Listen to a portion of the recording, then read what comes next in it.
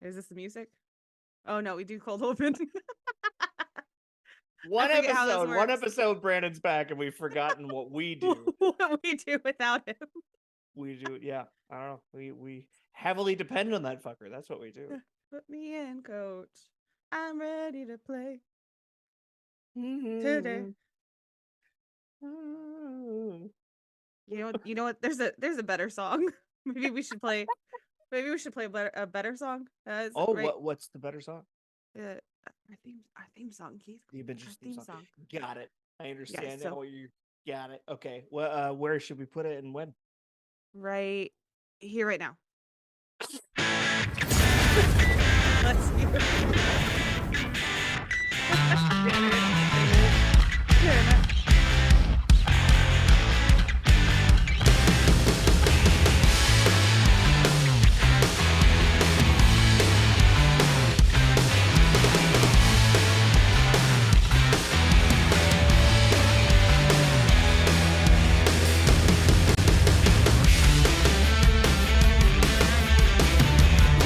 Oh, Shadabi, let's do this.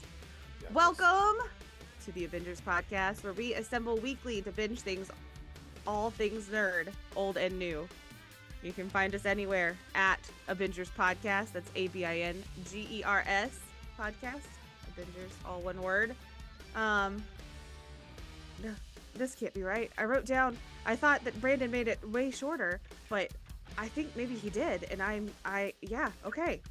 So I think he did. I think you're right. but yeah, so social medias at Avengers Podcast. I already said that part. But I'm just one of your hosts. Keith, how are you doing? I'm so glad you asked. I'm all right. How are you? You asked me how I am. I never do it back. How are you? Oh no, that's okay. No, I was just commiserating. It's just busy. It's busy all around.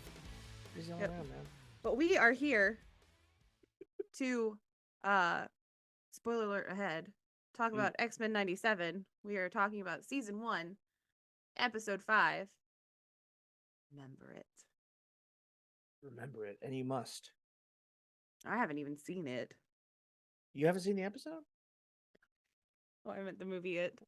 Oh yes, chapter 1 or chapter 2, or the made-for-TV. No, I'm not. You think Curry I'm version? watching? No, I'm not watching any of that. No, that's too spoopy. Chapter 1 is great, and chapter 2 has great casting, but they try to de-age the children in the second one, and it's very distracting because it's been like 2 years in between the movies shooting, and the kids they're at the age where they age the most. Unfortunately, they go from age 12 to 14, and it's very noticeable. So they try to de-age them back to 12, and it's also very noticeable. So yeah, hard to watch. But anyways, yes, remember it. Yes, remember it with the X-Men 97 episode, not It, the movie, any of them, or the book. We're not spoiling that. We are spoiling X-Men 97. Keith? Mm-hmm. I don't know who needs to go first, so I'm just going to ask you, what did you think of this episode? This episode was truly a mid-season, like almost a mid-season finale. Slightly longer runtime, big dramatic payoff. It was like nothing I'd ever seen from the original series either, which is my favorite thing about this series. Is yes, it's a revival. Yes, it's a continuation of what was so popular in the 90s, but it's not dwelling and repeating. And this was so fucking good. It was beautiful. And we like I said last week, I think they're saving Rogue's episode for later, and I'm sure she'll have more of a bigger play in a future episode too. But this was kind of her first big episode, and Gambit's first big episode as well. So this love story for the ages gets focused on in this episode, and we see the skin to skin relationship she has with Eric, and it's straight out of the comic books.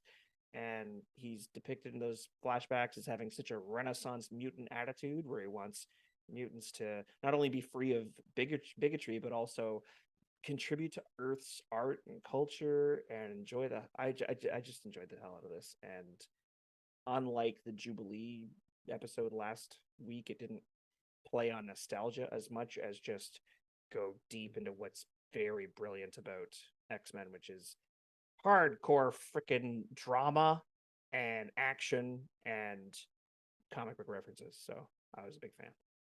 What did you think? Gotcha. Um, You at hated me, it. at At me. you? Oh, here we go. Here we go. Hot takes. I got real bored at the beginning. Yeah. The first half of it, I was kind of like, oh my gosh. Oh, okay. But I got real not bored by the end. Sure. What an absolute punch in the gut. Mm. And they got rid of Gambit right when Emmy was starting to like him, and that was real sad. Um, I, Gambit think that okay. I Gambit think that not anymore. Gambit much not think about much no more. No. Um, No. I thought that they were going into a direction with this where and I say I wrote in my notes that this is a trope in movies. Could not think of a single fucking example. So, not a trope. Sorry for Okay. that. What's the Um trope? What trope? where there's a love triangle and they Mm. kill someone off so that the choice is made easier for the other Mhm. person, and it's like, would they actually have chosen this person, or did they just choose them because they're the only one that's left alive? I am very glad they didn't do that. That to me would be worse, yeah, than this outcome for some reason. Yeah. But this is, yeah, she just loses both people, and so Yeah. it's I mean, it's gut wrenching. It Yeah. was really, really, really sad to watch. I need to read to you a tweet from the head writer and show creator, Do Bo it. DeMeyer, Bo where he DeMeyer? says that his plan was the first DeMayo, Oh, okay. Bo DeMayo. My plan was the first half of the season is the OG audience's pre 9/11 days, rife with nostalgia and comfort. And then Wow. 9/11, like Tulsa and other mass tragedies, turned the world upside down and reminded us of the whole world was unsafe. And I was like, Wow. fuck you, man. That's Dude. rude. Yeah, That's that really is some mean. harsh words, Yeah. but I kind of respect it. I'll be And I honest. think he did just that, because like it was Yeah. up until this point, it was kind of like a I understand who this is for. This is for the people who, when they were younger in my day, like they watched the X-Men, but like Mhm. it's not completely for me. And now that the ending of this episode has happened, I'm like, I'm invested in this like I was invested in Invincible. Am invested in Invincible because I assume there's going to be Mhm. another season. And hey, thank you guys for not absolutely jumping on my ass. I said season 3 of Invincible, and there's only been 2 seasons, so it's just been a very, very, very fucking long time. That was in an earlier episode, But but season 3 has been greenlit, I think is what I'd yes, heard, right? Okay. yes, yes. No, I think you touched on a really good point about like our generation that the our age group that grew up in the 90s and looks back so fondly on like it was so safe and it was so simple in the 90s and we grew up with such an easy childhood and then 9/11 happened and it was a huge pivot and there were Huh? atrocities and things that happened for generations before us. There were atrocities that happened during the 90s that we were just not privy to.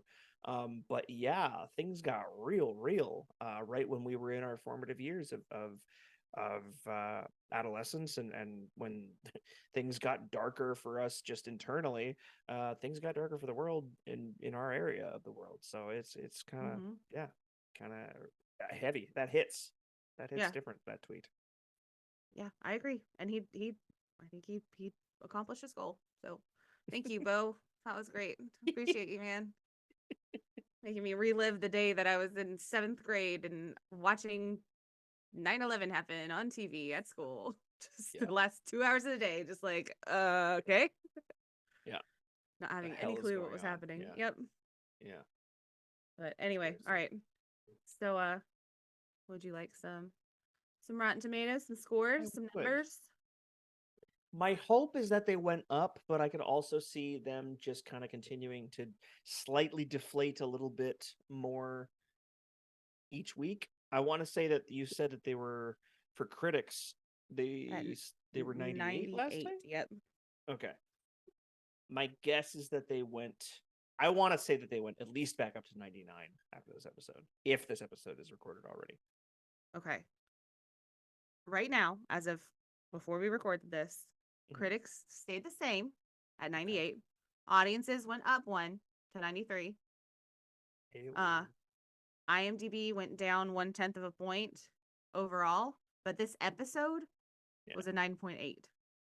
What was last So episode's IMDb? I don't remember. It's okay. Oh no, I do. It was a 7.5. There you go. And now this week's was what again? Sorry, A 9.8. 9.8. Yeah. Jeez. There you go. I mean, Yeah.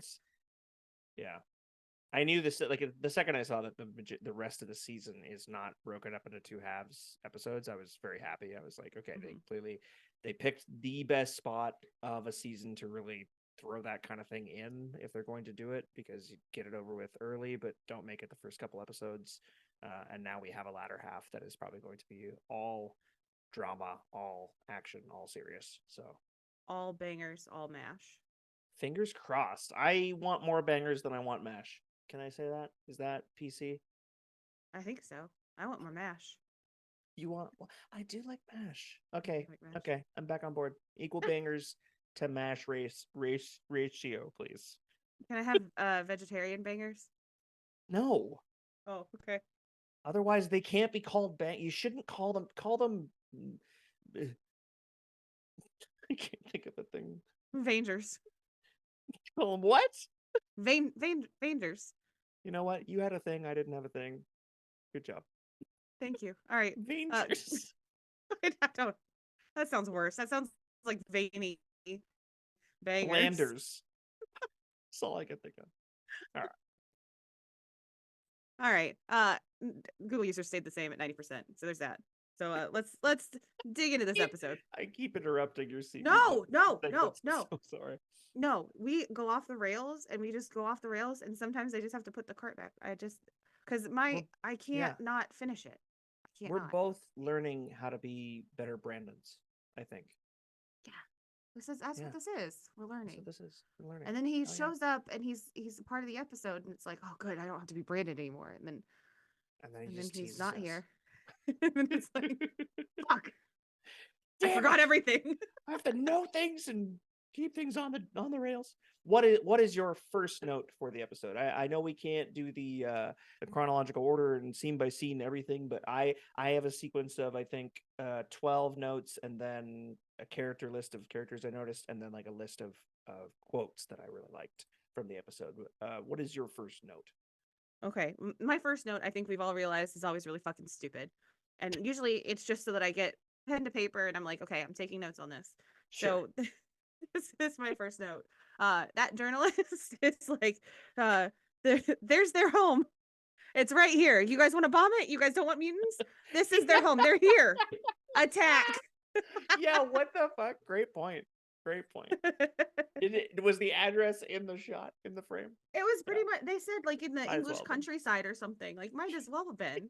And then they showed the whole building. Yeah. It's like, okay, really they're here right now. At the same time, 97, did they have as much yeah, they had some pretty good satellites. Yeah, never mind. No, they could easily find that. Instant. Yeah.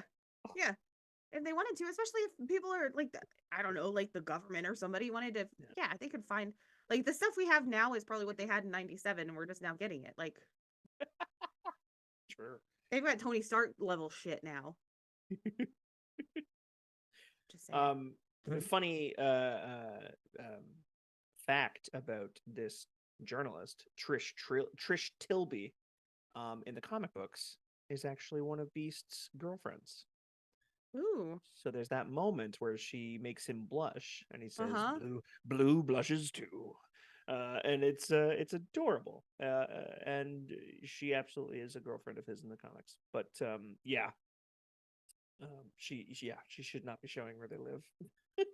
No. Yeah. Nope. What is? Sorry. Your next note. Go right ahead. You see the same 4 mutants over and over again in where's the place that they go? Quadriplegia? Genosha. You say quadriplegia? Yep. Why does that sound familiar? I don't know. She just made like a math thing into a place? I don't think so. For some reason, equations is what came to mind, but that's not. That sounds more like a condition, quadriplegia. I think maybe it is a condition. For some reason, Genosha in my head starts with a Q. Paralysis from a spinal cord injury, quadriplegia is what I just looked up. Never mind. We're moving on. All right. But yeah, you see the same four over and over again, and one of them's the kid that's also at the end, the green kid. Leech, yes. Leech, yeah. One of the Morlocks, yes. Yes. Mm-hmm. Yes. So you're saying that the kids in Genosha, the like extras kind of thing. I think one of them is named Glob Herman. I think one of them is named Pixie. There's Leech, and then I can't remember what the fourth one is. But yeah, they are all from the comic books. Some introduced after the 90s. Some were far before that.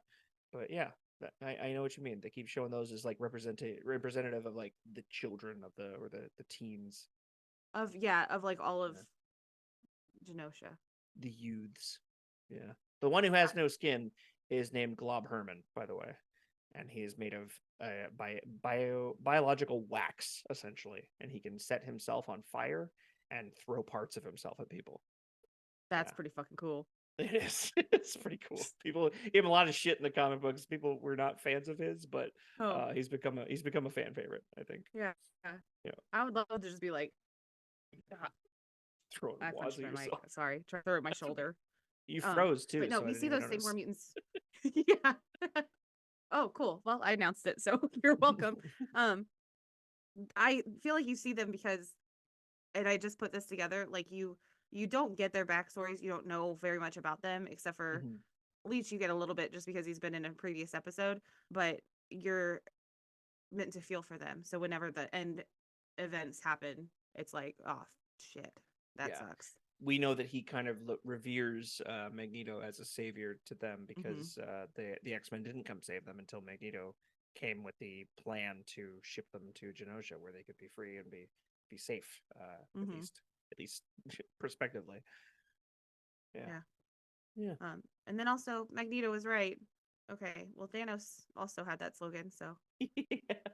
There was a lot of like signs and posters and stuff. Magneto was right type of thing. Yeah. This was 97. Thanos was later, so all right. The best villains of all time are the ones where you can kind of see where a part of them is coming from. Yeah. Which I would say my biggest next note is that even Cyclops could see where they're coming from. Because, well, does his interview go south quick? And 2 episodes ago or 3 episodes ago, we saw him kind of button heads with Magneto. Even though they shared a cup of Joe at the end of an episode where you thought they kind of saw eye to eye. Well, they saw real eye to eye, and you see his darkness, Cyclops going dark big time here. And the comics have run so long that every character has a dark arc or a dark arc. I don't know how to make that sound more fluid, but Cyclops absolutely does have a dark arc and sees things very much like Magneto does, because of the types of things he goes through. And this part is no different. That's why I liked it so much, was just kind of seeing Scott be a bit more mad, I guess, at the world. Real? Yeah.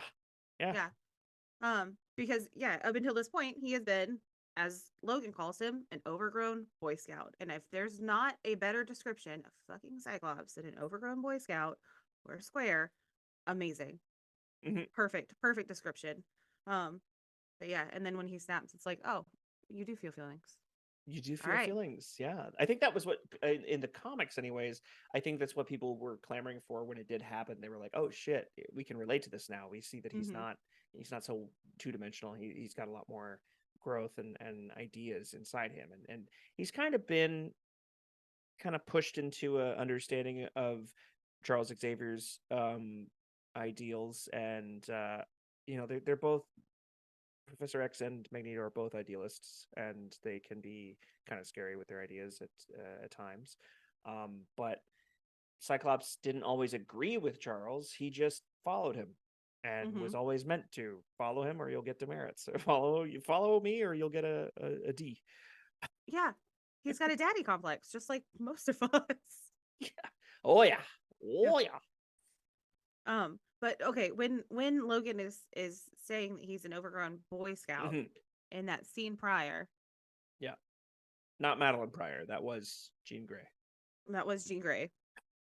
who's trying to Yes. figure out what parts were Madeline and what parts are Jean Grey. And Yeah, like I've never had a clone made of me before, but like of course.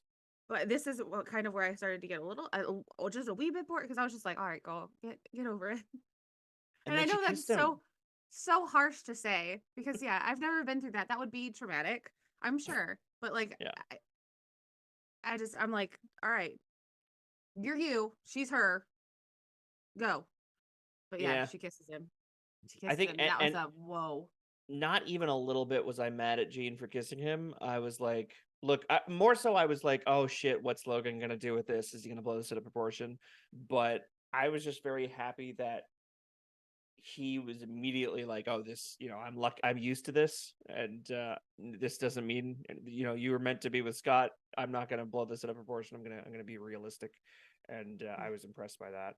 I like the line that happened right before the kiss. I think it was where she says, "I forget how many sunrises your eyes have seen," because he does kind of give her some wisdom, because he has several decades on all of them, because he just can't Mhm. die and he doesn't age. So, yeah, it was a nice moment, and I think the hell was the actual line about um being in a rowboat? Hang on a second, let's try and He says find it. something about drowning in memories is something that I know all Yeah. too well, but sometimes you got to keep paddling up.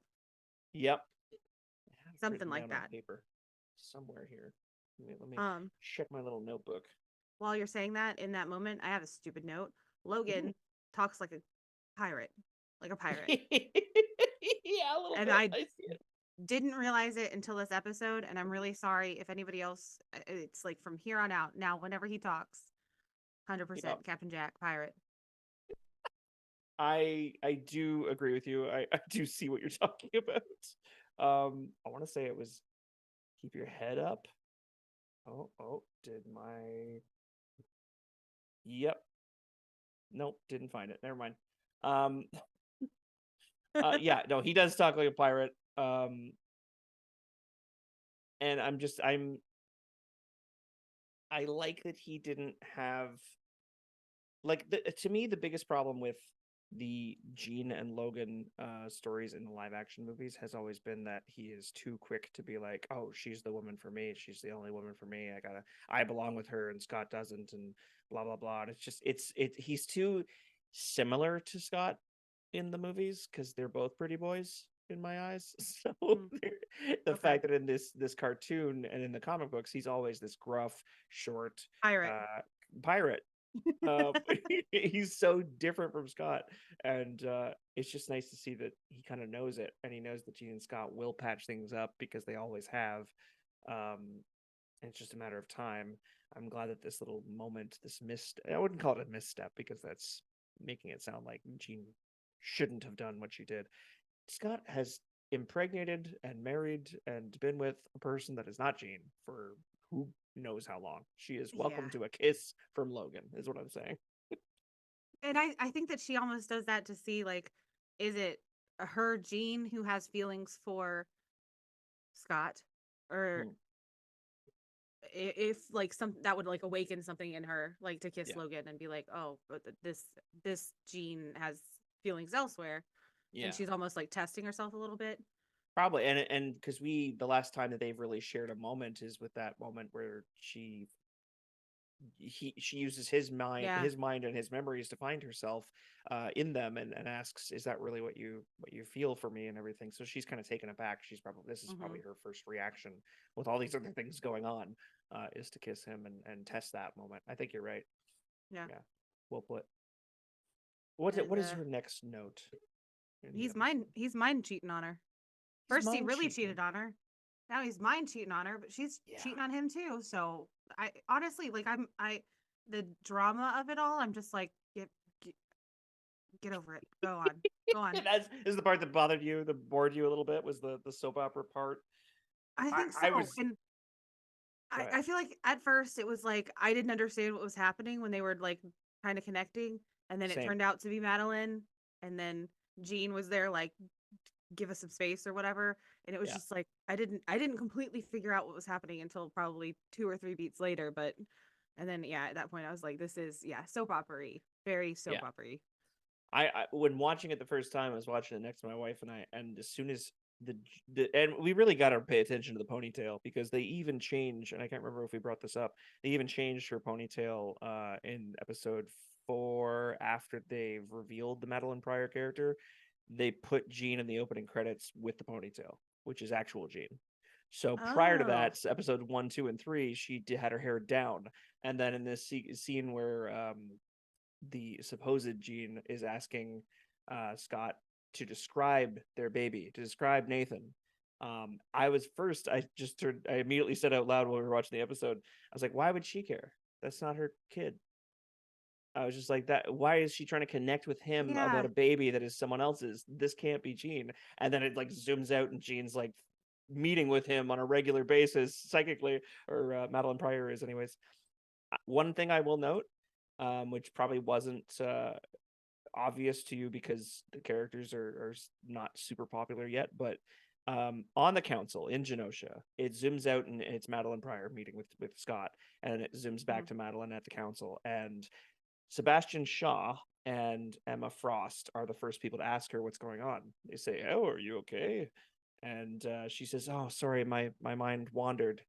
And Emma Frost specifically says, "Mind wandering indeed," because she is also a telepath, very strong Okay. telepath. And she later ends up in the comic books with Scott. And they actually run different divisions of the Xavier's school, and she becomes a headmaster of the schools, and they kind of bring the opposite sides out of each other. She shows him how to be a bit of a bad boy, and he shows her how to be a hero. So it is a relationship that comes much later, but yeah, he's got a thing for telepaths. I guess he just can't shake that. That's his That's his type. that's his Yeah. kink. Although, to be honest with you, in a world where there's many telepaths and one of your biggest loves had just that connection with you, it makes sense, because I feel like they'd have these dates that no one else could, and then it's like, oh well, this other telepath likes me now, and Jean's gone or whatever. So why wouldn't I go with that same kind of relationship that people who don't have telepathy couldn't ever provide, type of thing. Yeah, it's a weird world that they live in, but yeah, I like that note that Emma Frost was kind of fucking with her. I saw her smirk and I was like, I feel like she knows. Um, Yeah, yeah, I do. I think that's his kink, and I think he would walk into the bedroom and say, "Can you tell what I'm kinking?" That's where we put in the. Sorry. I like the little those if you don't watch the YouTube channel, you'll miss all the little things that Emmy does when she's when she's but up her own statements. It's You really should see it. It's something. It's But no, I think when you're I right. pat myself on the back. Yes. Yep. Can you tell what I'm kinking? That was good. I like that a Thank you. lot. Do Thank you you. know those two characters from the live action movies, the Sebastian Shaw and Emma Frost characters? Did you recognize them Sebastian at all? Shaw. I feel like I can see his face, but is he the one that has the lasers that come out of him? I, Not his own, not his eyes. They're like circle lasers that like. I don't know what movie that might be from, I think but that's from First Class. Honestly. you're not wrong with that. He is featured in First Class. He's played by Kevin Bacon. So is No, that the then character that definitely has the not. Definitely juju? not. No, no, And no. That was. January Jones plays Emma Frost in that same movie. Oh, that's in that movie. Yeah, I thought yeah, she they was are in one of part the of the earlier Hellfire ones. Club. She's been in other ones before. Like I think she has a very small featured moment in Wolverine Origins. Okay. Yeah, they're it's all over the place. It's they pop around a Because lot. well, and they changed her a little bit because she turn to diamond at some point. We've talked about Yes, this. Yeah, they and like always that's change not her. really okay. It's one of her abilities, but it's like she's diamond everywhere, and therefore it shouldn't be breakable. And therefore, like in the X-Men, I was talking with Sprocket about this actually. Over I think it was over Facebook, we're saying how it doesn't make any sense that she can be crushed by like a brass bed frame when Magneto tries to strangle Yeah, her, and she's made of diamonds. It's like you can't do that. If you're yeah, made of diamonds, then you shouldn't be in. You should be invulnerable, pretty much. But whatever. yeah, yep. Okay. What's your Yeah. next note? I feel like mine are much longer, and I can always bounce off yours better. Um, I can't touch you, Remy. That's my. Oh, no. I'm sorry. I did skip one. My bad. Gambit is cuter without the hood. Emmy still didn't Yeah. like his eyes though. Oh, fair. Did you Emmy like him still in his didn't like white eyes. tuxedo? That was cute. That was cute. It was a cute moment. I liked his. I Her liked his ponytail. Oh yeah, her Yeah. explaining to him, like, she's wearing like her gala gown thing, and he's wearing his white tuxedo, and she's explaining to him why they how touch really does mean a lot more to her than she ever imagined. I was sitting there kind of in disbelief, going like, really, does it? And then Katie, my wife, turned to me and said, but you'd go crazy. People would go crazy if they couldn't touch someone. And I was like, damn, you sticking up for the X-Men? That's fucking that's awesome. That's cool to see. And she was like, don't get used to this. But she was like, she made a good point. And to kind of stick up for Rogue in that moment, like the fact that she goes into her backstory with Magneto, and his magnetism has this electrical field in the comic books. That is what happens. They are able to touch somehow, but touch isn't everything, as Gambit does tell her. But yeah, him throwing the cards into the fire, and her like kind of pleading with him, and he says, we just gonna be friends. Yeah. And he kisses Oh her hand, which is sweet. Like it's like I'm not like yeah, it hurts him, but he's like I'm not mad at you yeah. specifically for this. Yeah, and they never really did put a label on their relationship. She always would keep him at a distance because of her powers. So they would just always flirt like crazy, and that's about it. So it's Mm-hmm. not as though he feels some kind of, he's not being that typical douchebag thing where he like has some kind of ownership, or he thinks he's, but very possessive kind of thing. And it's kind of nice that he's just like, I'll bow out. I'm Yeah, not yeah, happy very about it, but yeah, yeah. very I don't want to say gentlemanly because I feel like that's antiquated, but I mean he's just well, you know what? He's got that southern drawl and he's he does seem a little bit antiquated, so we'll go with that. He's the swamp Um rat. yeah. Yeah. Um to your point about cuz I'm very much like don't fucking touch me. I don't like like when we do the love languages or whatever, I Yeah. 0% physical touch. Like do not touch me. Fair enough. But I live with two cats, so I live alone. I don't like usually put myself out there for like hugs or anything like that. Mhm. There was one time that I had there was like something on my back or something. It might have been a kick me sign now that I'm thinking about it. And one of my teacher friends went to remove it, and I thought she was going to scratch my back, and I was like, "Oh my gosh, that feels so nice." And she was like, "Oh, it's a kick me sign." I was like, "Can you scratch right where it was though? Like that just feels so good." Again, Emmy, I'm not joking. We should write a movie about your life as a teacher. That is a hilarious scene That's that a could. lovely teacher. Nope, there's actually just a kick me sign on you. This is not any kind of affectionate touch at all. It's just we're just gonna take this sign off your back. I'm But yeah, sure, I honestly, can scratch there. Sure, yeah, I'll do I'm this. honestly blushing right now because it sounds like I'm such a lonely person. I was like, somebody taking a kick me sign off my back was like, that was great. That was a great day. But no, I truly don't like being touched That's fair. usually, but like But just imagine this. If every you once in a while had it is Rogue's nice. powers, if you had her powers, you couldn't even pet your cats. Fingers to Oh fur. How sad would my that be? Yeah. oh. That's one of the highlights of my day. I have 3 cats. How sad would it be if I couldn't even, I was petting one minutes before we started recording. It was so nice. They love it. And I couldn't do it. It'd be Oh, so and giving sad. kisses, little kid Yeah. kisses.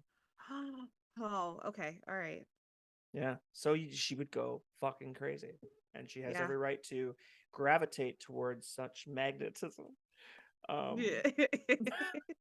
even though he's slimy. I do like that the flashbacks we got of his kind of story, and her telling what it was like to be with him early on in her relationship, because she was part of the Brotherhood of Evil Mutants. That was a common a true thing in the comics anyways. um the fact that she kind of painted him as like a tortured soul as well, like Mhm. he's having these angry dreams, and he wants so badly for everything to work out for mutants to kind of take over and stuff. It's an interesting way to paint him because and then he does kind of sacrifice himself. You see him care about Leech and the Morlocks, and I loved his line in that big action sequence we got at the end. He essentially says, hang on a second.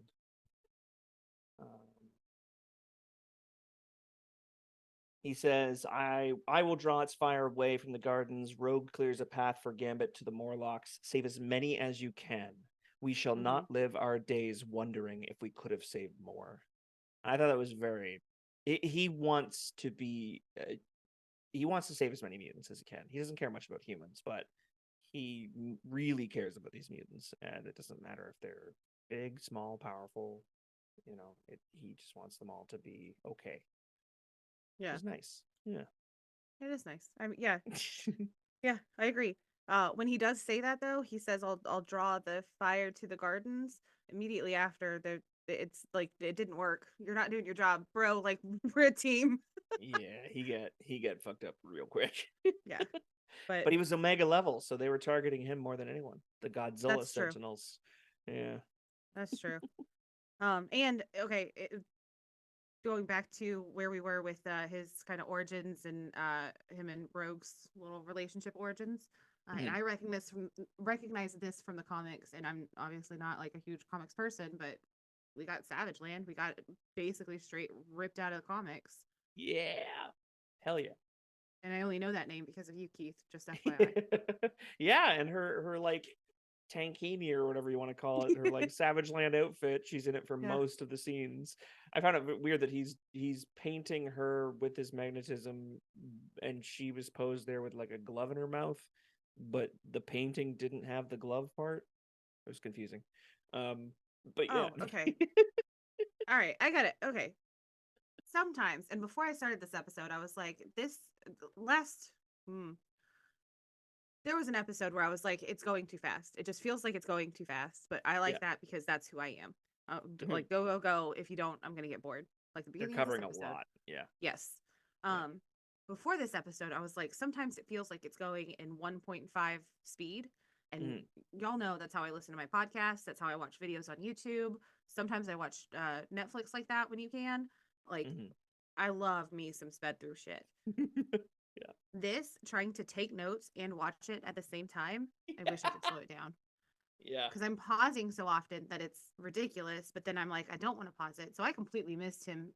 I saw him painting, but I didn't see him, what he was painting or what he was... That's gone. I didn't see it. I feel like there was an earlier scene where he was painting as well, and she was describing him as like he wanted to create art, create music. He wanted mutants to be able to do that and have a safe place to do that. He was like, that's why I call him like a Renaissance like mutant idealist. But yeah, and then there's a later scene where she's just sitting on the couch in front of getting painted like one of his French girls, which is interesting. But did you see there was one part that you'd have to be paying close attention to see? I'm sure. I want to say you might have seen it, but it was right before the big attack. There was a starry night sky, and there was something in the clouds or in the stars of that sky. I didn't catch it, but Smash John called it out on the Discord. And so I did go back and look at it. Yeah. Yeah. The Watcher. And he only watches before big shit happens. So, or at least he seems to only be visible to us audience members anyways. During the big shit. I mean, if I was watching something, I would be like, hey, you know what? Fast forward to the big shit. Yeah.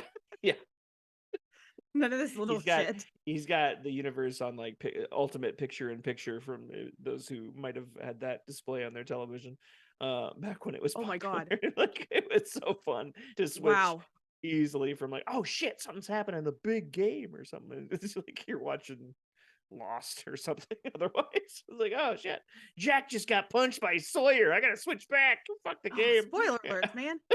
Sorry. Sawyer also punches Jack. Did I say that already? Wait. No, you said Jack. You said it. I said it twice. Sawyer punches Jack, and then also Jack is punched by Sawyer. So, okay. Happens a lot. But no, you just unlocked something. I don't think picture-in-picture has been brought up in my memory in forever, and I don't. I come from a divorced household. I know it doesn't seem like that, but so I had a lot of different houses that and like I mean like my mom's house, my dad's house, eventually my Mhm, stepdad's house until we got into like our house together with my mhm. mom and my stepdad, but and my grandma, excuse me, mama. You're abuela. Well, she was mama because we Southern. Oh, Um, fair. And um, white. but I don't remember who it was that ended up with picture, but it was one house. Mhm. And it was I would just sit there and fucking play with it. I don't Yeah. remember watching any of it, but I would just fuck around with it. Yeah, it was a blast. I used it as an excuse. If my dad wanted to watch sports, I'd be like, well, you can have it on your little screen. We got this movie on here that we could be watching instead. Shawshank Redemption. It's only on once a week. So we got to watch it tonight, Dad. And I then think you here's a mean little, Schindler's List. yeah, Schindler's Redemption. Yeah. Yeah. Um, Okay. what did you That's think of Nightcrawler? That's what I wanted to ask next. oh, I see I like him a lot in the live action, which I don't think we see Yeah. him a lot in live action, but I remember him from live action, so that means in my head I liked him. He is incredibly well featured in like the first 5 minutes of the second X-Men movie, and then slightly less featured, but he is in the I think it's Apocalypse, X-Men Apocalypse, where Okay. uh, Oscar Isaac plays the big bad. Gotcha. Yeah, that's like the two live action versions of him that have been good. They've been really good. I remember vividly X2. I remember it Oh yeah, vividly. so good. The attack on the president at the beginning was like the cold open of that movie, and he was mind controlled and attacked the president and was basically taking on Secret Service guys left, right, and center. It was so fucking cool. Yeah, Yeah.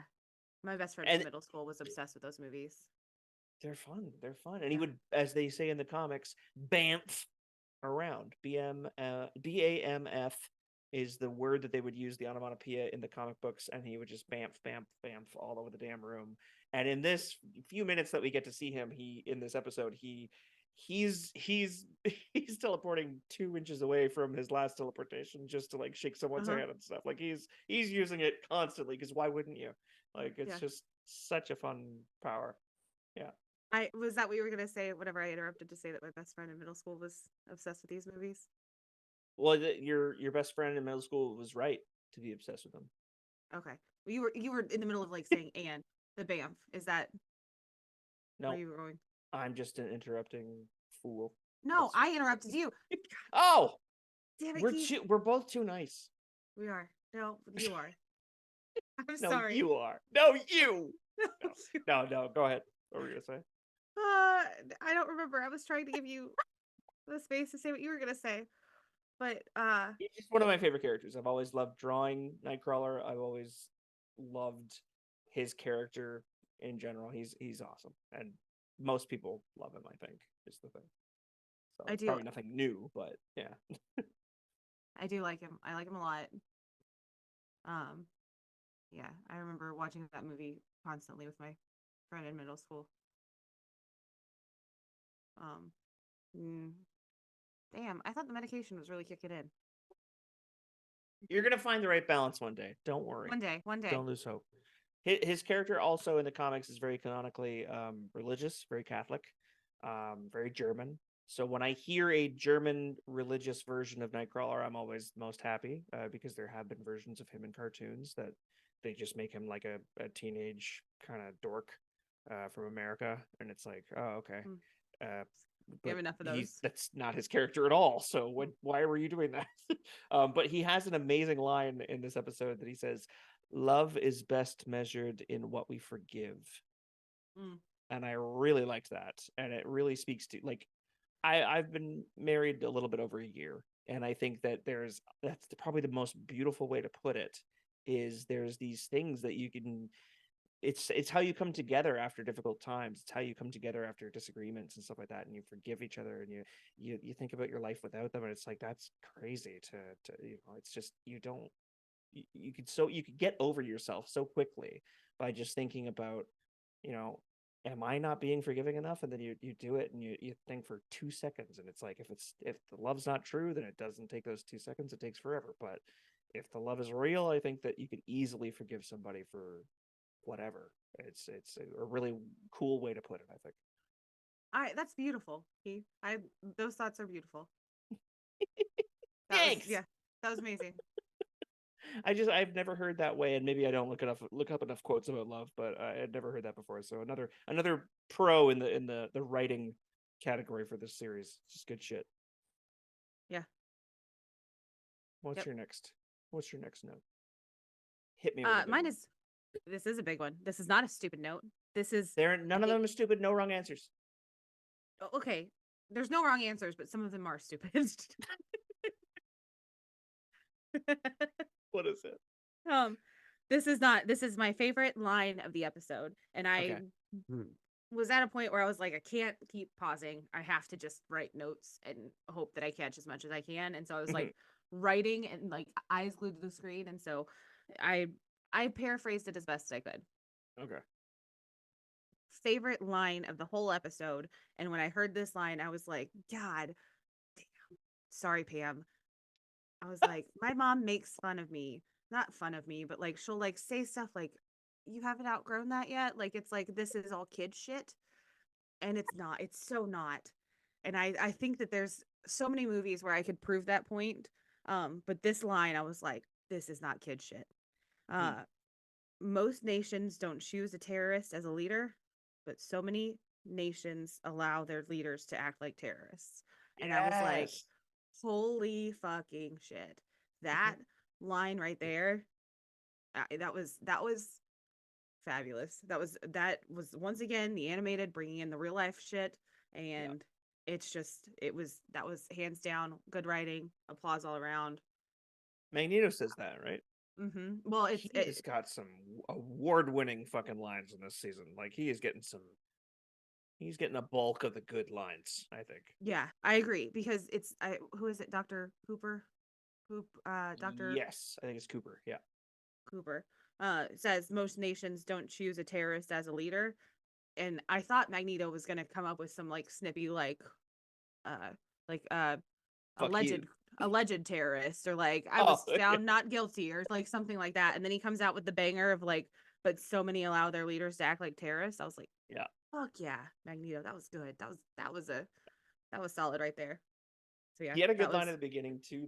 I'm trying to remember I didn't write this one down, but him, Gambit, and Rogue are just flying in the Blackbird, and he says, Gambit's grumbling about something, and Magneto's just like, keep in mind, Gambit, that anything comes to damage the Blackbird, you are the only one who will be where gravity will matter, or something like that, where gravity will be a concern. And I was like, damn, telling the motherfucker he can't fly, that's a fun way to say that. That was funny, which I think comes to I don't know, to another separation for them. A separation, and not only but like it comes full circle in the episode, because then they're dancing and flying, and Gambit can't do that. Like they can't do that. Show that. He's like, not only can I not touch you, Sherry, but I cannot fly. I cannot fly. Gambit no fly. Gambit no fly. All right, damn it! He was growing on me. He was growing on me. He's a favorite. Honestly, he's a favorite for a reason. He's a gentle soul. He's the type that you would expect at first glance to have like this machismo kind of shitty attitude about stuff, but he's just such a nice dude, and he's just a sweetheart. He's not a player. He's not a womanizer. He might have been before he met Rogue, but she took his breath away. She stole. And there was a great line too. Literally. There's a great line too that Magneto again another Magneto line, where, okay, let me find it. I definitely wrote it down on paper. Hang on a second. Okay, Magneto says to Rogue, loving you makes broken men whole, so that even as you deny us, our heartache is not in vain. And he says this for himself and for Remy. And I like that a lot, because if for someone with her powers, and obviously wanting to protect herself and push people away, the fact that she does end up loving someone is so rare, because she doesn't want to let herself do that. So they recognize that in her and see that she's willing to love them, so they feel better. they feel bigger and stronger, and they feel like worthy of someone who's so not easily relinquishing love and emotion. And so they feel positively affected even if she denies them. I thought that was a brilliant way to put that. I was like, that's fucking, that reminded me of this Jack Nicholson movie called As Good as It Gets, where he says, I found the perfect line. You make me want to be a better man. And I was like, that's, I mean, it still sounds a little narcissistic coming from him in the moment, but making it all about himself. But the fact that Yeah. what he's trying to say is her, as fucked up as he is, her presence in his life and her impact on his life, he's never wanted to be better than when he's around her. So, yeah, that's my thoughts on that Okay. shit. I like that. I like that a lot. That's a brilliant point. Thank you. That There's yeah, a lot that of she's talking at you, and I apologize. no, because that's yeah, she's built up these walls so high that like once they can come over them, they're like, damn, Yeah, like I'm I'm so much worthy. bigger than these walls. Yeah, yeah, yeah, Yeah, yeah. yeah. I like it. I did find the Logan line from earlier when she, right before she says, I forget sometimes how many sunrises your eyes have seen. He says, I know all about drowning in memories. Best to look up and keep paddling. Yeah. That's where I think you're talking about him sounding like a Arg. pirate. Yeah, Yeah. arg. Where's all the rum gone? Why is the rum always gone? Yep. That's exactly it. Okay, back to your notes though. What have you got next? Oh God. Uh, so Cable. When Cable shows up, Ooh. that was another gut wrenching moment because as soon as they recognize each other, he's zipped away again. Mm-hmm. However, whenever he does show up, she says, "Cable." Yeah. How does she know him?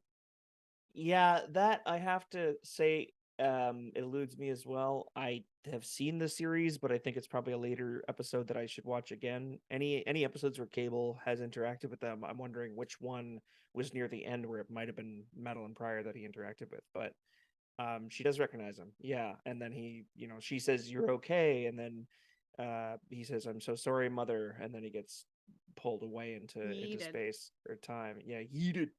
Yeet. Not sure what's going on there. I'd love to know more. The amount of time I had to really gather my thoughts and notes on this episode, that is one thing I am lacking on this one. But it also I felt like right before she had that vision and then saw Cable, and I think Ryan Airy brings this up as well on is it Screen Crush? mhm.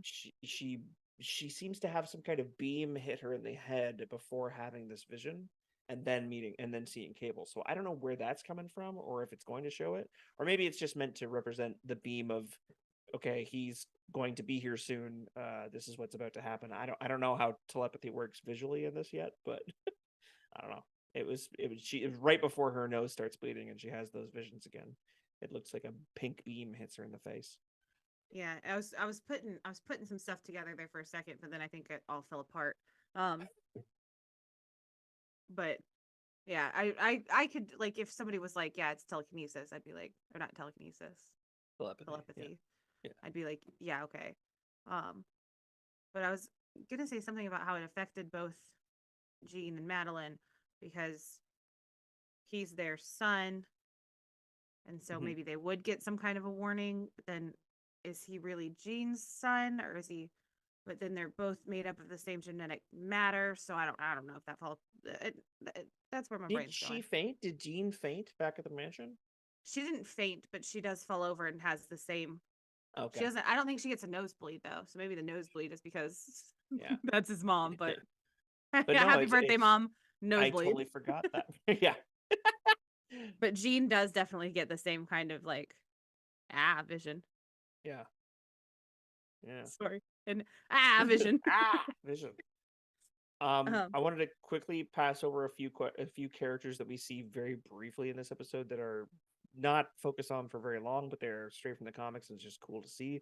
Obviously, we talked about a couple of them: Leech, Glob Herman, Callisto, leader of the Morlocks we saw earlier. Tommy, another Morlock we saw who has the like very multicolored hair, and she says the X-Men are no friend of the Morlocks, and right before um, Gambit shows up to save them, she can turn two-dimensional. That's her power, by the way, which is very weird. The Dazzler is a character we see. She turns sound into light, and eventually becomes a pop star. She is from the Mojo verse. She was Oh, the makeup artist for the original Mojo verse hero Longshot back in the original series, and then she comes to Earth and becomes a pop star. And people have been wanting Taylor Swift specifically to play Dazzler for a very long time. That is like an online petition going on. So the Venn diagram of fans that are X-Men fans and Swifties are wanting that to happen. I don't know if Ryan Reynolds will make it happen or somebody else, but I'm sure it could. What are your thoughts on that? oh, well, you said Taylor Swift, and I was reminded that we still haven't talked about the Eras tour. Okay, well, the next characters that come up, Multiple Man creates like a dance move where he is featured shooting a bunch of himself in a row. There's Exodus, which is a kind of a protege of Magneto in the Genosha, some of the Genosha lines in the stories in the comics.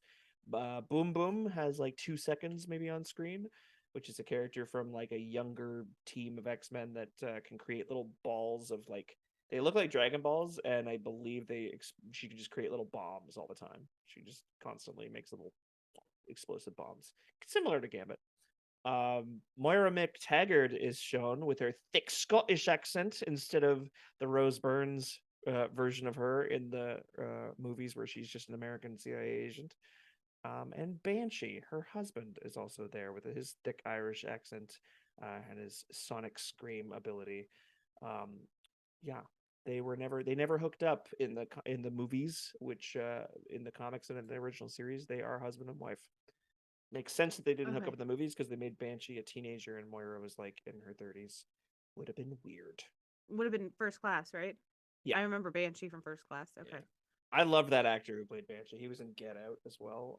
He plays creepy so well, but he was a good Banshee. He just should have been Irish. They're afraid of accents in the MCU, not the MCU, the Fox universe. This show, however, not afraid of accents at all. We've no pun intended. We've run the gambit from pirate to Irish to Scottish to we've got everything. Keep paddling, Gene. Yeah, that's the best. That's the best Logan I could do. I think my voice is hoarse enough this week. I could do it. Gene. Yeah. Arg. That's my best Narg. Gene. And then they got my leg. It's really more of a guideline, Gene. Honestly, that's the best yet, I think. That sounds just like him. That was one of my favorite things when the Pirates of the Caribbean movies came out. I love doing Barbosa impressions where he's like, it's really more of a guideline. I love that. Love that line. That was really good. Oh, okay. I don't want to get into it yet. So I'm just gonna say my last note that I have. The song that is playing is Happy Nation by Ace of Base. Yes. And I just had such member berries hearing that song. Yeah. And once It was again, during their Kiss Fly dance thing. yes, yeah, Yeah, when she was yeah. absolutely flaunting it, like, haha, Gambit. Yeah. That's tough to do that in front of everybody because it's a political. You find out pretty quickly it's a Yeah. political pairing. It's all to make sure Yes. that Magneto's demands are met if he's going to join the council. Gross. Well, and then, yeah, it is a little gross. But yeah, and she says it after their dance. It's like you couldn't have let Gambit know, like, hey, I'm gonna go out here and Yeah. do this thing real quick, and don't think anything of it. It means nothing. Well, she didn't know. She didn't know it meant nothing. She was still hitching on the idea that maybe it was true love. Maybe touch mattered more than anything. And then she kisses him in front of everyone and then says, Remy was right. Some things are deeper than skin. Gotcha. Okay. I think that some things are lost on me with animation sometimes. I think some things are lost on me a lot of the times just because I am who I am. Well, sound like Popeye a little bit, but I understand. But yeah, I am who I am. I am what I am. I'm Popeye the Sailor Man. Oh, if no one's seen the Robin Williams Popeye movie, check that shit out because they are trying to make a new live action Popeye, and I don't think it could live up. Robin Williams is a legend. I don't think I'm remembering that Popeye movie, and I No don't one think I does. knew. I don't think I knew it was Robin Williams though. There was a time in my life that I didn't realize the same actors were in all of the movies. Like I didn't realize that famous people existed. It You was were like the character was all you saw first, and you're like, oh shit, wait a minute, what? That was yeah, played by Robert by De someone Niro? else. Like I would watch like well I didn't actually watch Jumanji because it scared me too much, but like Yeah, I watched a lot of animated shit. That's probably why. yeah. Because I didn't know that Thumbelina and Ariel were voiced by Jodie Benson, two Oh, of there my you favorite go. movies of all time. They're both the same person. Thingamabobs, I got 20. But who cares? No big deal. I want more. Yeah. But there was I like remember a point in my life where I was like, oh shit. So like the same people are in all the movies. Hmm. Yeah, I yeah. don't remember when I realized it It's though. kind of It was probably awesome. middle school. It's something I'll be honest with you, and I'm not trying to throw shade. I've always been aware of it, and I didn't have to wait until you took a sip before saying that. I apologize. But no, it always I've never fascinates been a me. dummy.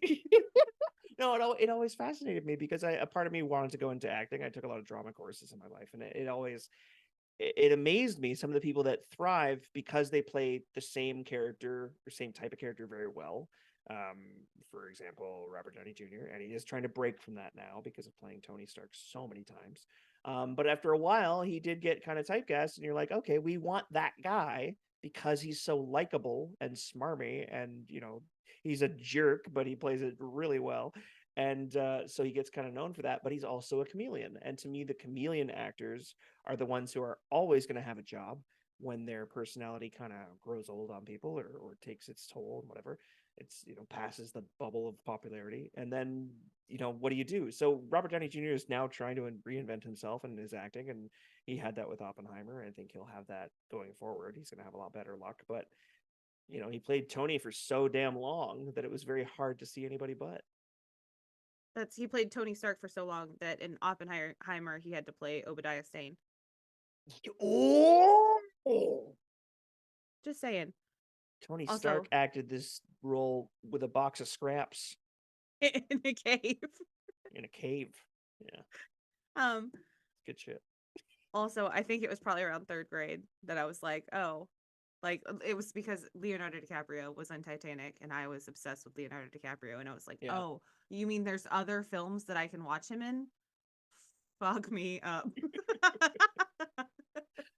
I would highly recommend for those who want to see RDJ in a small but awesome role.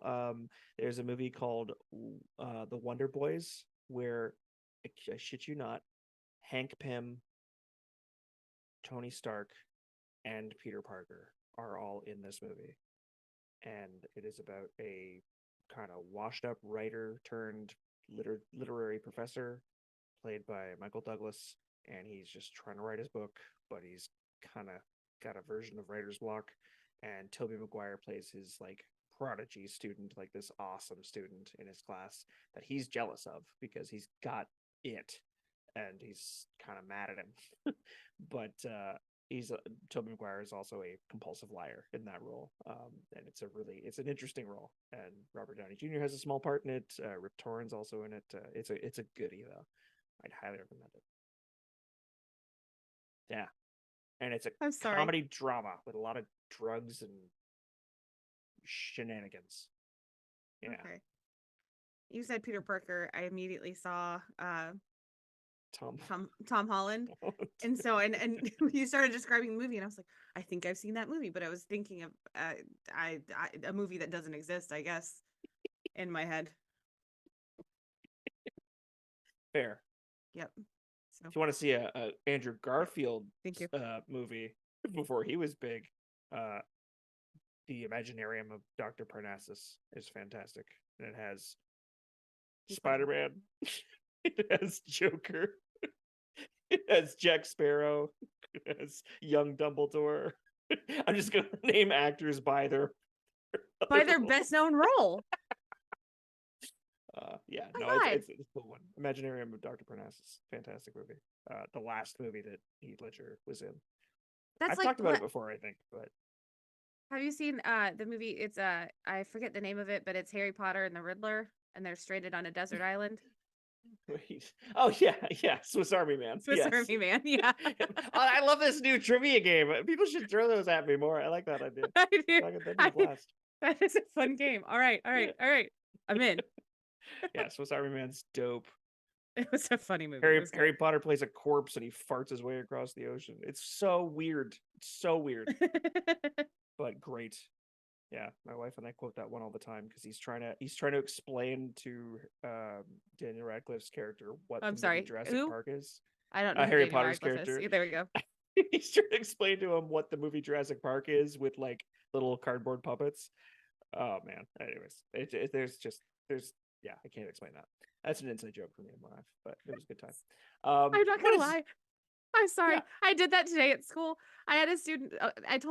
I said that we're reading this book, and we had El Chupacabras was in it a couple days ago, and one of my students showed me there's a movie on Netflix, and it's called Chupa. It's a kids movie, PG. Yeah. Watched it last night, cried my eyes out. It was adorable, and it's about this kid who goes to visit his grandpa, and he finds that his grandpa is like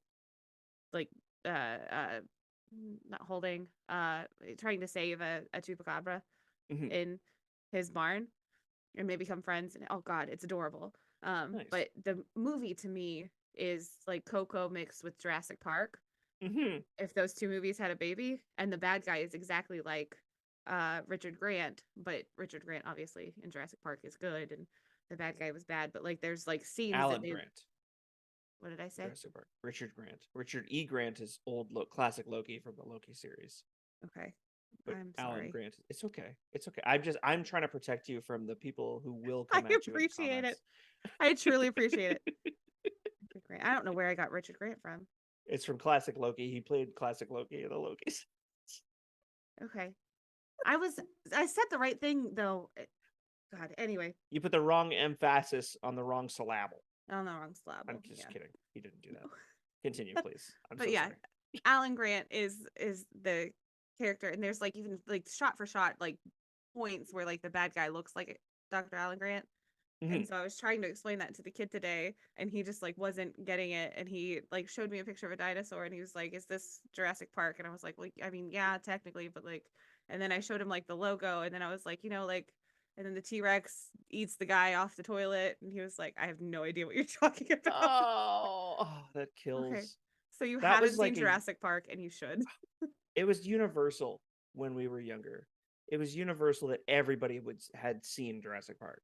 So it's so weird to grow up in a time where everybody fucking saw that. And then we're in a time when young people have no fucking clue what it is. They've seen, a lot of my kids have seen the newer ones, like the Fallen Kingdom and the Lost World. The first one was good. I forget what it's called. The first one was Jurassic good. World.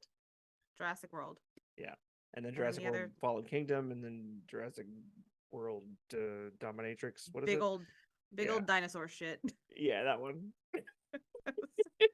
It was just like, member berries are us. My God. It was like, dude, just either get what was great about the originals or don't make these. That's the way I look at it. And stop putting Chris Pratt in. Oh, sorry. I'm all right. Yeah. I'm a little overpaturated. Yeah. Do you also hate Mondays? Why would he lost weight to become famous? Why would he be a cat that loves lasagna? He has been eating 0 body fat meals for the last 10 years, and now he's the cat who loves lasagna. Fuck off. I'm sorry. I love lasagna. I'll be Garfield. I don't believe it. I don't believe it in his voice. I'll eat it right in front of you. Oh, you meant him. Okay, cool. Oh, no.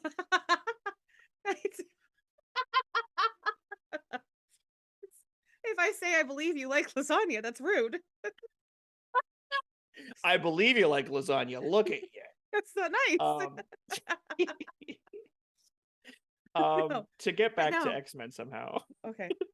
Oh, sorry. You go ahead first. No, we probably should. That was a detour. It was a good one though. Over Overpaturated. That didn't get enough love. That was I enjoyed that.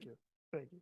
Yeah. I'm surprised I haven't said it yet because I'm surprised I haven't thought of it yet because that is exactly what's happening. Anyways, the big final outcome Ah, of the episode, the ah, big final ah, action sequence, ah. so damn cool. Ugh. Him on the Gambit on the bike, Rogue clearing the way, her in her goddamn gala gown, and him in his white tux, beating the shit out of Sentinels and just being so cool. And Magneto sacrificing himself, that was awesome. And then we get the title of the fucking episode when he gets stabbed. Ugh. I'll be honest. I read someone's comment. It wasn't on Discord or anything. I think it was on Facebook. I was scrolling on Facebook for the 2 seconds today that I was able to breathe between customers, and I saw something about the two of them dying in this episode. And don't get me wrong, I don't think they're dead forever. I think the Cable being there is going to make it one of many possible futures that they need to fix. But at least at this moment, they died.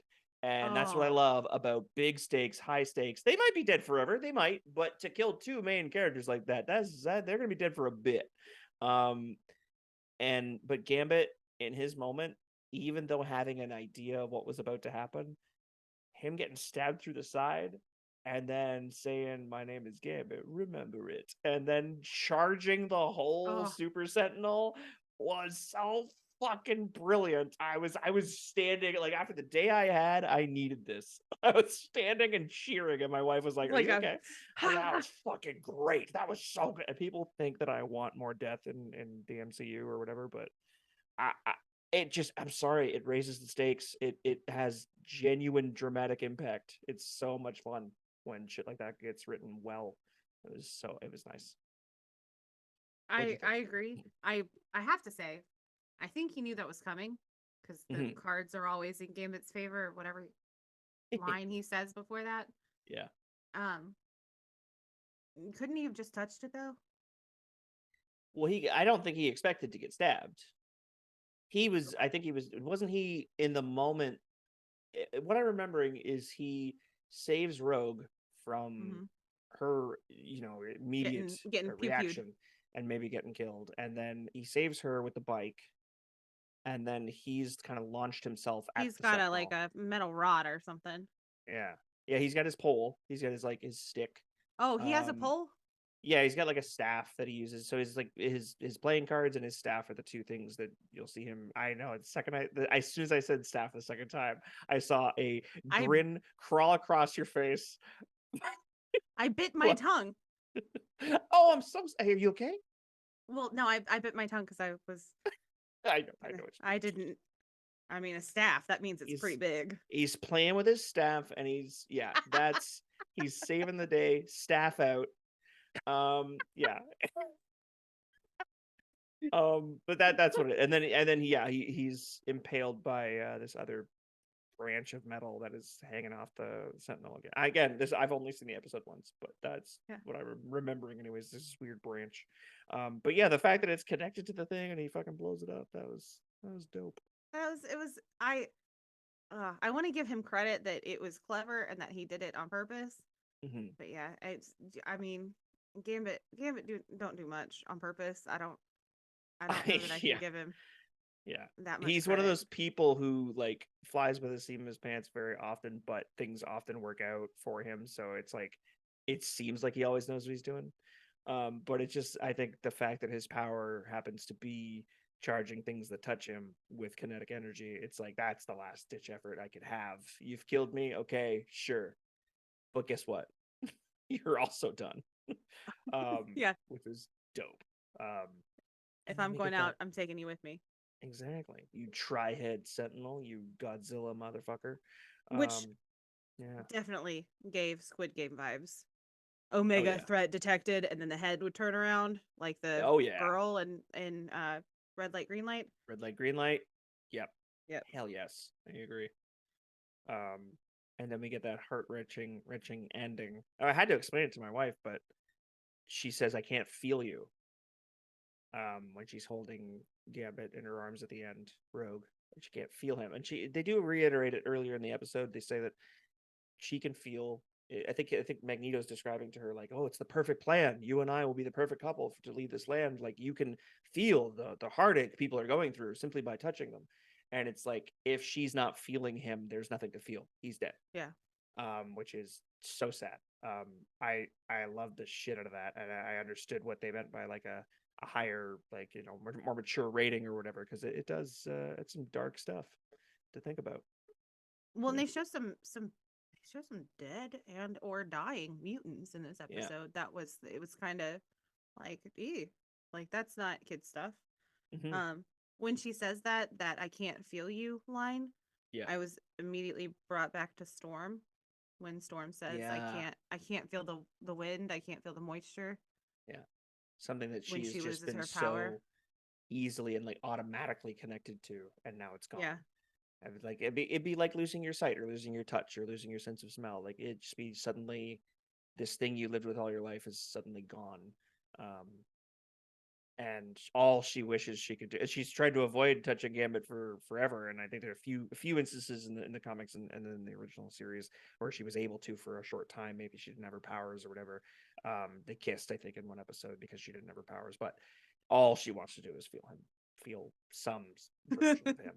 Yeah, and it's I'm not mature enough for this. his staff was out, and she just wanted to feel She him. just wanted to feel him. But he was Dang getting it. hard in another way. Rigor mortis joke. You're welcome. Ow! Damn. TVMA or whatever you guys have down there. I think we have that.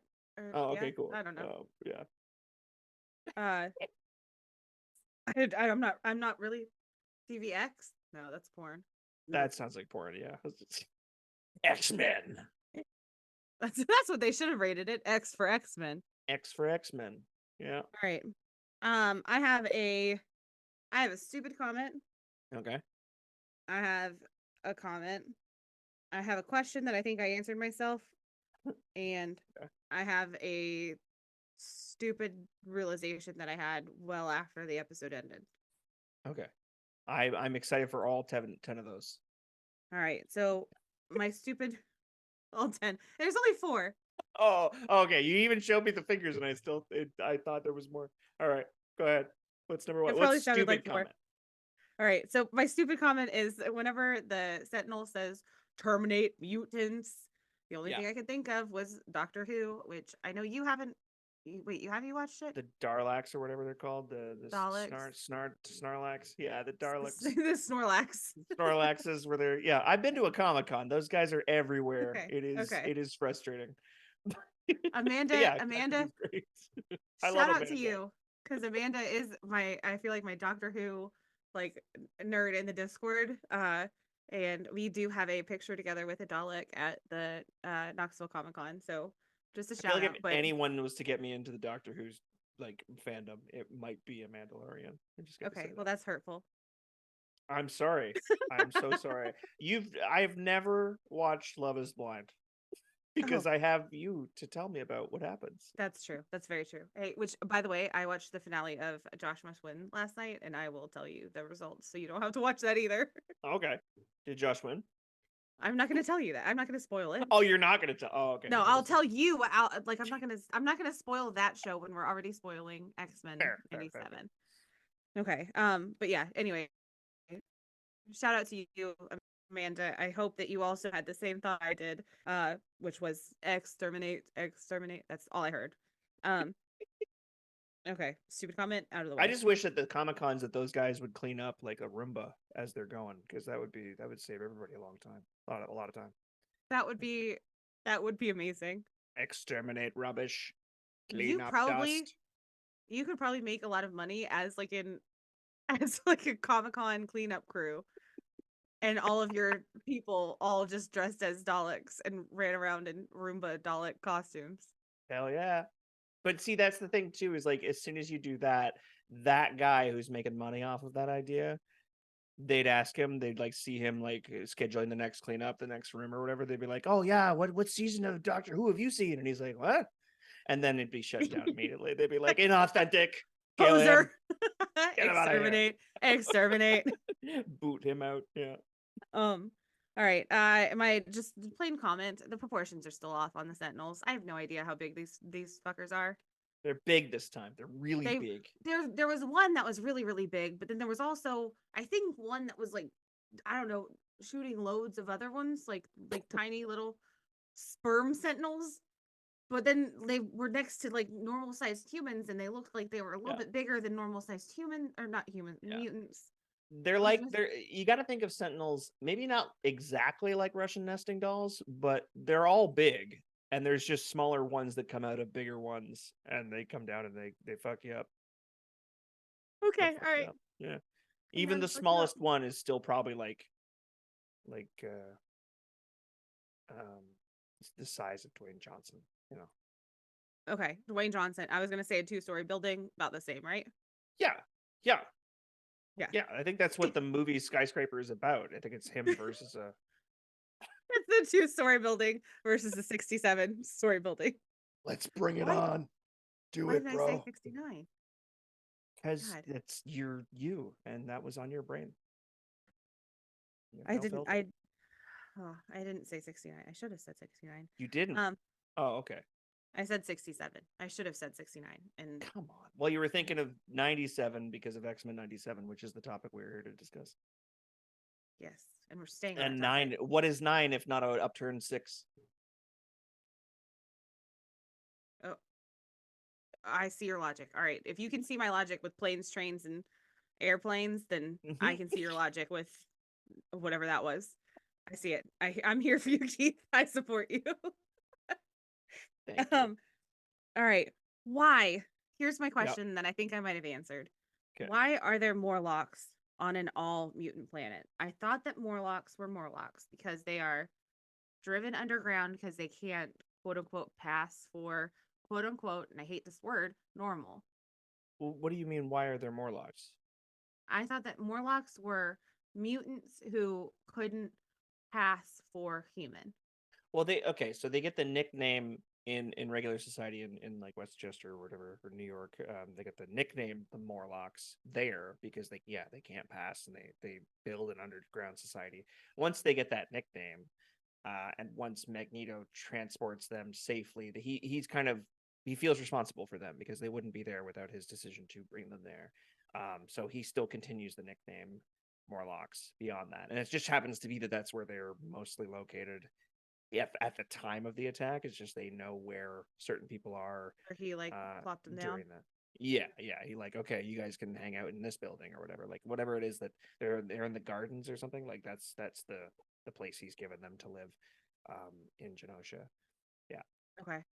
Okay. I think I kind of not really figured that out, but like it did seem like they were ducks in a row. Like they were a very easy target. They were out in the open, just like ready, right for the picking, you know? Well, they're the newest ones there. Maybe they don't know about the evacuation process or like where to follow, you know. Maybe I don't know. I'm pulling at straws here. They hadn't done any emergency drills yet. Yeah, they hadn't done a single drill. Yeah. You need at least one under your belt to not get people to not stay put. Yeah. Yeah, all right. Yeah. Here's my last thing that is a stupid thing that I didn't realize until well after the episode ended. Okay. And I don't know why. I thought Rogue was holding on to Magneto at the very end. Oh.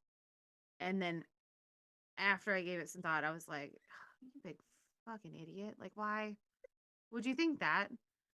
But I think because she said, I can't feel you, I thought she meant she couldn't feel like that, like, magnetic electrical spark thingy.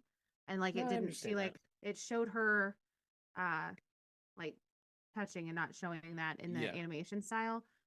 And so, but yeah, I definitely, that wasn't my first thought wasn't that was Gambit. Yeah. I thought because I couldn't tell you what like visual cues. I think it might have been his chin that we see and it's got like little whatever Gambit stubble on it and whatever. But I don't really remember it visually. I just thought story wise, she's kind of chosen that it's Gambit over Magneto. She's had her kiss with him at the big gala, and she's over him, kind of thing. She's shit. I'm not gonna cry over you as much as I would. And she does cry. She's very upset when Magneto gets killed, when Magneto sacrificed himself. Even Gambit's like, he's trying to protect us, Sherry, and she's not able to go and save him. So there's Mm-hmm. obviously feelings for him still to this day, but not the same kind of love feelings that she has for Gambit, at least. Yeah, and to see them both die, she loses both of them. Like you said earlier, Mm-hmm. it's like the trope is to lose one to make the decision easier. Oh shit, she lost both. I'm She has very a interested decision. what happens next for her, Yeah. because it's gonna be brutal. Yeah, because she Uh, could do some fucking harm, is what I'm thinking. I bring it, girl. Do it. Let's do Mm-hmm. it. While you were saying that, the talking about the visuals, I think I do have a visual, Yeah, and part of my thought process was like, damn, Magneto's body is fucking burned, man, because like you didn't see his hair, yeah. and I do think that's just an idiotic thought on my behalf. Like I was like, they're trying to show him as mangled as possible, and they I just gotta look at it and it again was just a now. different body. It was a different body It was just a altogether. different dude, super tan, Yeah. Yep. super a lot Well, he younger. he would be he would be very tan if he was in a fire like that. True, Kaboom. Very charred. very true. I didn't think of that. Okay. Well, yep, those are my thoughts. Keith, do you have any other thoughts that you need to get to before we call this are we calling this an episode? I think we're calling this I think we should call this an episode. Because it's like it's all the other episodes, and we're gonna release it as an episode. That's a good idea. We should call it We that. should. Okay. But is there The anything that we didn't hit on that you wanted to hit? I love the line. Luckily, you guys could spare a Jean. Madeline Mm-hmm. Pryor said that. I thought it was pretty sassy. Enjoyed Funny. that. Beyond that, no, we talked about it all the notes that I had. This episode was fucking fire. It was great to see. It's one of those things where I could feel the buildup of what they were leading to with a rogue Gambit centric thing. I didn't expect it to be this dramatic. I didn't expect it to be this high stakes, and I didn't expect it to be this soon. So now I have no fucking clue what the rest of the season's going to be. We got 5 episodes left, and I'm just really glad that they're not making us wait for much, which is just impressive to me because I don't know where they're going to go. They set up other things. Yeah, there's definitely going to be a lot more Logan. There's definitely going to be a lot more Jean and Scott drama, but I don't know what form it's going to take. I expect it to be pretty dramatic as well, but I wasn't expecting to see the people. They're just the pace of this season is really smart, and I was just really happy by the end of this one. Yeah, I'll completely agree because I like to fast forward my shit, and it feels like they already hit the button on Yeah, this, and I'm totally cool with it. you Like know what I want to see a little bit more of? what? Beast. I do really like Beast. He's being used for comedic relief right now, and I enjoy Yeah. that just a little bit. He blushes in this episode; it's very cute. When I think Jean and Cyclops are having their biggest argument in the episode, she walks out and says, "You want to be with my clone? Go to Genosha and be with my clone." And she walks past Beast while he's being interviewed in front of the journalist, and he's like, "Oh dear," and that's it. Beast is. I want to see more of him, but it's not a complaint. I just figure Yeah. they're gonna do it soon. Yeah. I do. I hope to see more Beast. He is a very, I feel like, iconic. Like he's uh spoiler alert for any recent movies that have come out post credits. He's a very iconic part, I feel like, of the X-Men franchise, and you see him and you know Yeah. very quickly. So yeah, seeing him getting justice in this. Justice, not Part of the justice. OG5. Yeah. But like Yeah. getting his dues. Like Hell yeah. he's just as important as freaking overgrown Batman is the only thing I can think. Boy Scout. Oh, okay. I was like, Batman, are you? Because I mean, Wolverine's mask kind of looks like a little bit like Batman, but No. it's like, oh, okay. Boy Overgrown Scout. Boy Gotcha. Scout and Yeah. Pirate Logan and Guidelines. um yeah, I know. This episode was it was a banger. It was a banger. The Yeah. beginning, like I said, was a little bit slow.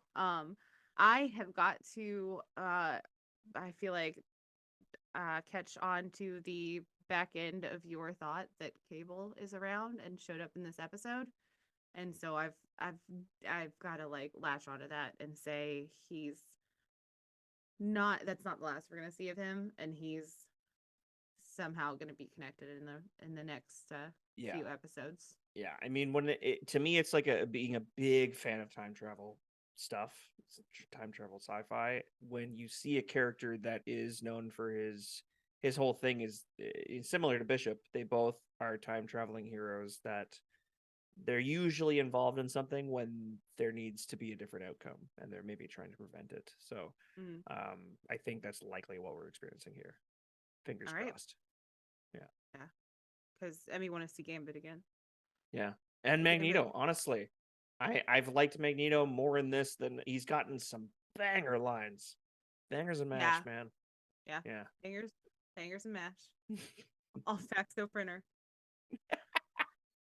All right. Well, anything else you want to say before we start to wrap this That's up? It. Wrap it like Gambit's staff. Never can be too careful, Sherry. You've got a really good Gambit. I like your Gambit a lot. That's perfected right there. Thank you. All right. So if you guys liked this episode, which why would you not? Because it was amazing. You guys can find us on all the socials at ABINGERS Podcast. That's ABINGERS Podcast. ABINGERS all one word. On Instagram and Twitter and X, and nope, those are the same. Twitter and I don't use the other one, and Threads is what I was trying to say, but I don't know that we post on Threads right now because I don't know that we have access to Threads. But anyway, you can find us at youtube.com/ABINGERS Podcast, where you can see a beautiful visual version of this show, which is wonderful and created by Keith every week. He uploads it and just amazing work. We've got a beautiful pink background right now that showcases Gambit, A.A. Clinton. Yeah, I wanted to say that too before we left too. This is I drew this of Clinton last year, and in preparation for this show coming out, because I knew it was eventually going to come out, and I know Clinton's favorite character is Gambit. Shout out to you, Clinton. I love you, buddy. And I was very happy that this was a Gambit centric episode to be able to feature that art.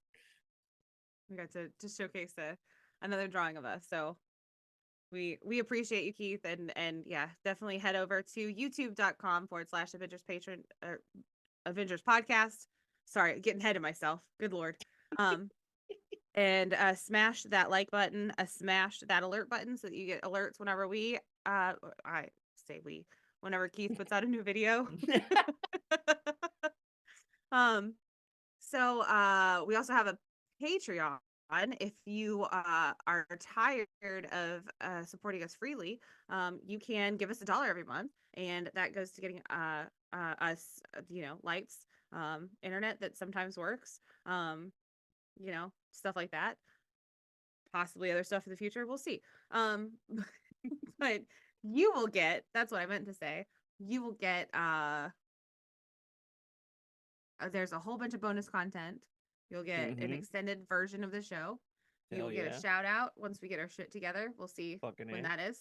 And you get access to our beautiful, wonderful community, a couple of which members got shout outs on today's show because they're wonderful to talk to and they're just fun to bounce ideas off of. And so, yeah, if you are wanting to support the show that way, if you want a free way to support the show, you can give us a 5-star rating on a podcast platform of your choosing. That's goes a long way to get eyes and ears on our show. And good God, I did try to write this down before this episode and got about half, like just barely halfway. Well, no, I say halfway. I mean, I wrote down the intro and that's it. And so that whole last bit was straight out of my butt. So you're welcome for that. Again, 5-star. 5-star rating on your podcast platform of choice, please. And be sure to sound off in the comments about what comes straight out of your butt. Except for the obvious. Interaction. Yeah. Don't tell us the thing we all do. Come on. All right. Well, with that, Keith, Do oh, you have a do you credits have name? do you have a credits name? I don't. I forgot which one of us was going to do that this week.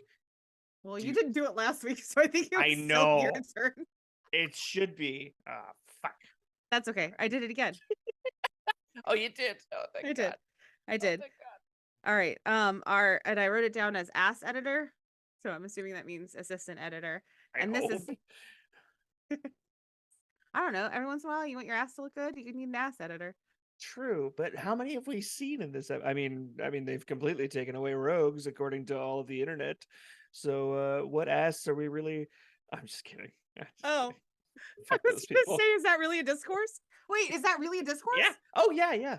The big joke being like, oh, Rogue's butt is gone. That's been going on since the first trailer of this series. It's so stupid.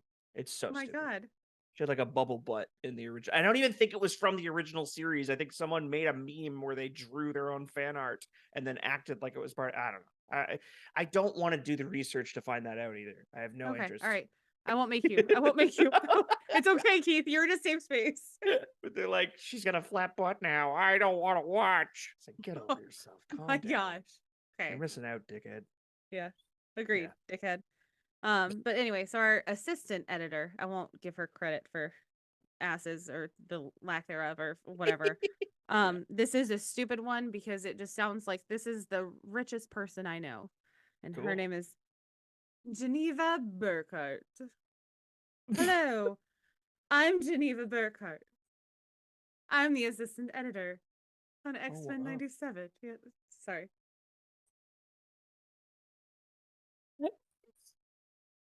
You always had that tiara ready to play whatever characters like Geneva Burkhart or others. I don't clean. I still have these glasses here from 6 episodes I don't know how many episodes ago.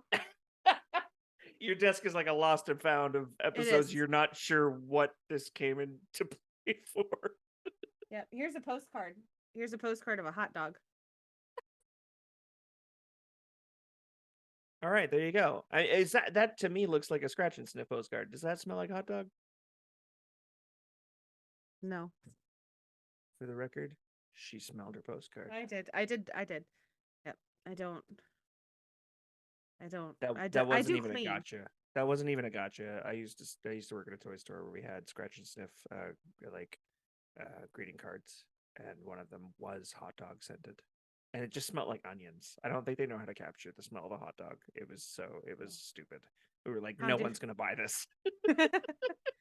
They'll buy the ice cream one. They'll buy the popsicle one. They're not gonna buy the fucking hot dog. Yeah, and that how does one capture the smell? How does one capture the smell? I don't know. Of pure joy.